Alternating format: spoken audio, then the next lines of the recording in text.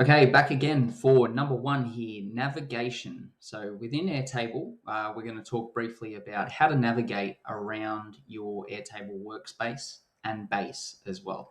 So let's go to the next page.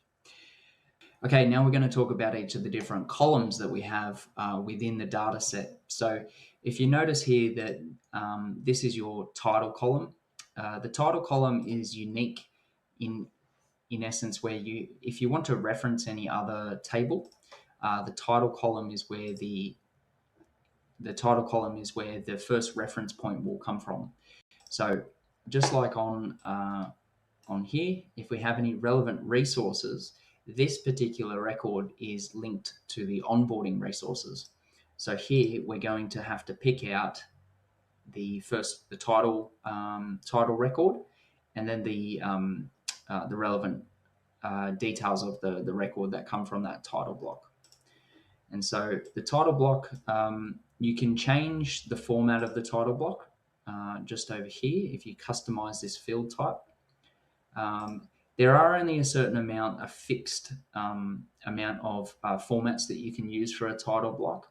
You'll notice here that, say, there's around 13 different file formats that you can use.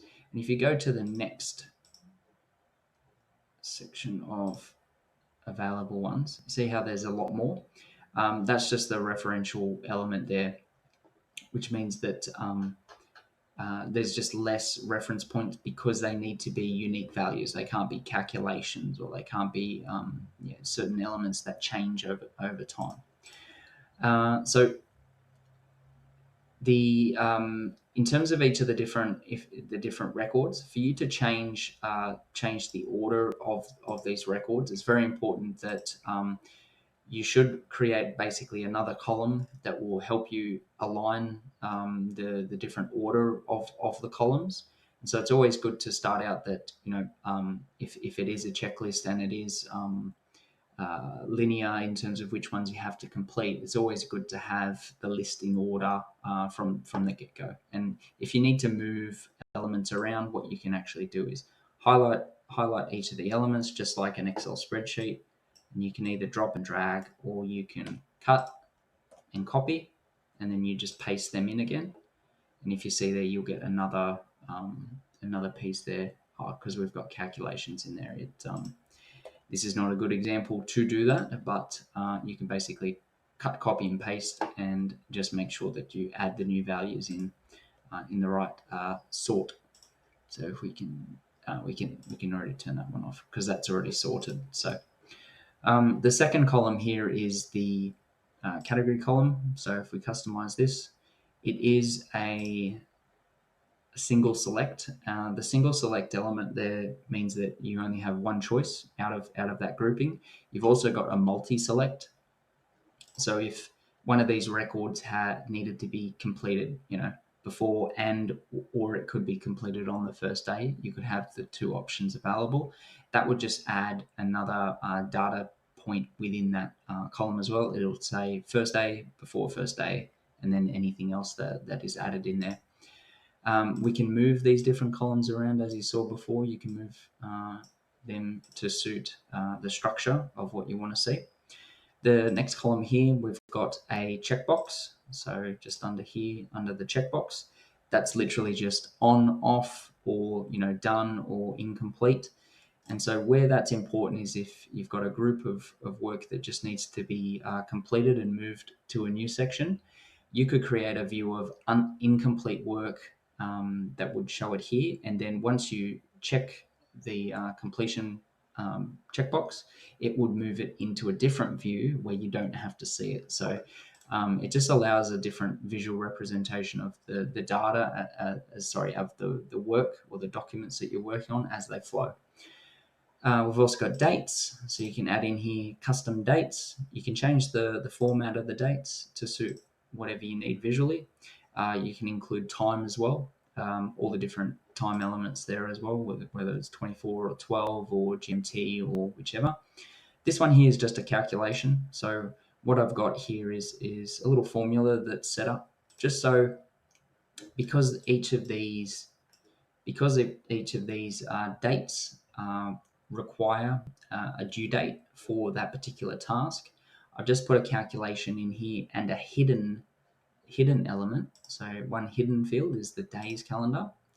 And so if you see here, I want to complete, the person is starting on the 19th of January, and I want the manager to complete this particular task 7 days prior to that. And so it's quite simply this date minus 7, so going back earlier in time to the 12th, and that is when the task is due. And so I'll just re-hide that one. We don't really need to know that, those particular dates, but if you want to change those dates, or if you're finding that people aren't getting the task completed in a certain time, then you can add that in and change the dates there. So notes, what we have here is a long text note. And so I think that gives you up to 4,000 characters within obviously multiple lines as well. So you can add lots of details in there. If it has its own description or checklist within that, you can add that in.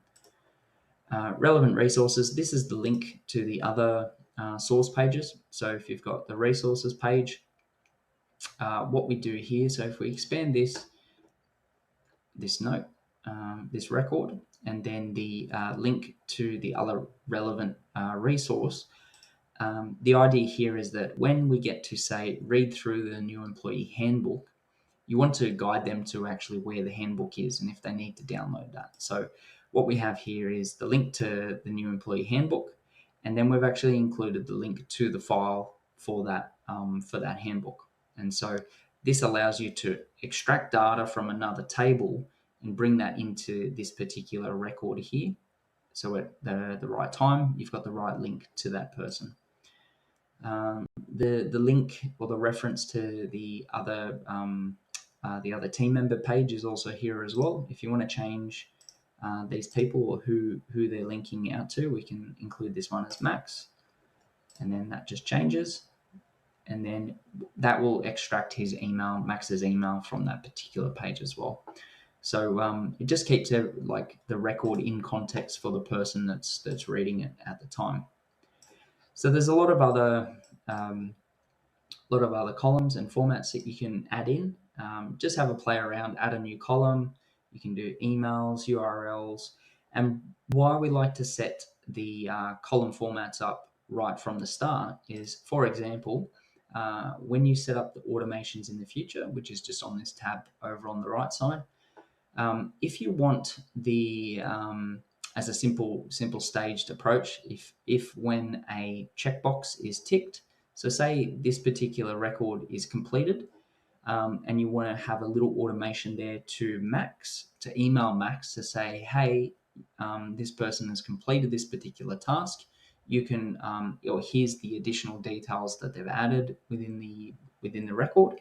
Please go and complete this other work.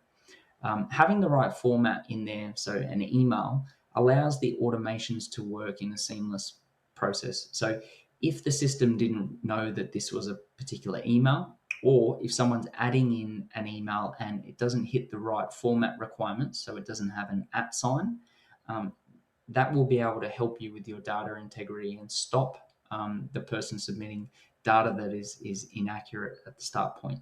And plus it allows obviously the automations within the future. So it's quite a cool way to set up. It just sets up your base with the right foundations in place and your tables with the right fields, so that when you set up your automations in the future, they'll work every time.